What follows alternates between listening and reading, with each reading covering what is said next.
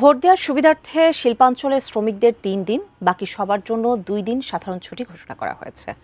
উপদেষ্টা পরিষদের বৈঠক শেষে প্রধান উপদেষ্টার প্রেস উইং আরও জানায়, ৭ কলেজের জন্য ঢাকা সেন্ট্রাল ইউনিভার্সিটি অধ্যাদেশ চূড়ান্ত অনুমোদন পেয়েছে।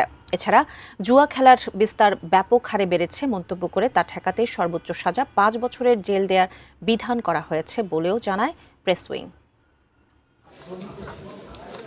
রাষ্ট্রীয় অতিথি ভবন যমুনায় বৃহস্পতিবার অনুষ্ঠিত হয় উপদেষ্টা পরিষদের বৈঠক, যেখানে সভাপতিত্ব করেন প্রধান উপদেষ্টা অধ্যাপক ডক্টর মোহাম্মদ ইউনূস। বৈঠকে ১৩টি ইস্যুর মধ্যে ১১টির নীতিগত ও চূড়ান্ত অনুমোদন দেয়া হয়। নির্বাচন উপলক্ষে ছুটির বিষয়টিও সেখানে উঠে আসে। উপদেষ্টা পরিষদের বৈঠক শেষে রাজধানীর ফরেন সার্ভিস একাডেমিতে বিস্তারিত জানায় প্রধান উপদেষ্টার প্রেস উইং।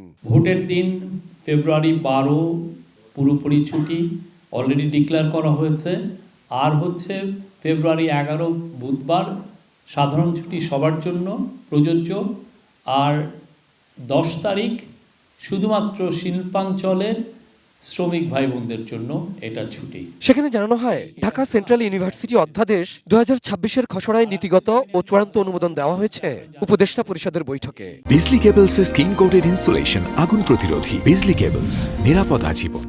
৭টি সরকারি কলেজকে একই একাডেমিক কাঠামোর আওতায় আনা এবং দীর্ঘদিনের শিক্ষাজট দূর করতেই এই অধ্যাদেশ অনুমোদন, যার আচার্য হবেন রাষ্ট্রপতি। সিনেট মনোনীত প্যানেলের মাধ্যমে নিয়োগ পাবেন উপাচার্য।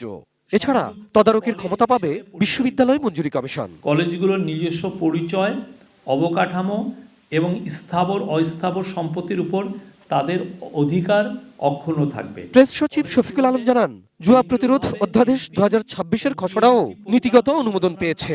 এর মাধ্যমে ১৯ ধরনের জুয়া ঘিরে ১৫ রকমের শাস্তির বিধান রাখা হয়েছে, যেখানে সর্বোচ্চ কারাদণ্ড ৫ বছর এবং সর্বোচ্চ অর্থদণ্ড ১০ লাখ টাকা।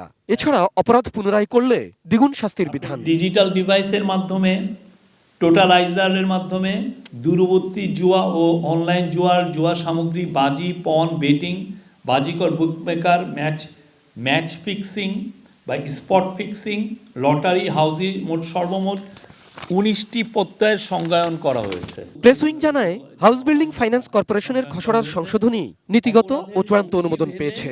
ফলে কর্পোরেশনের লাভের টাকা এখন আর নেবে না সরকার, তা আবারও বিনিয়োগ করা যাবে গ্রাহকের কাছে।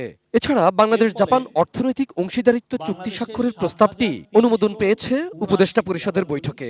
৭,৩৭৯টি পণ্য জাপানের বাজারে তাৎক্ষণিক ডিউটি ফ্রি এক্সেস সুবিধাদি পাবে। Abul Kalam Azad, ATN news, Dhaka.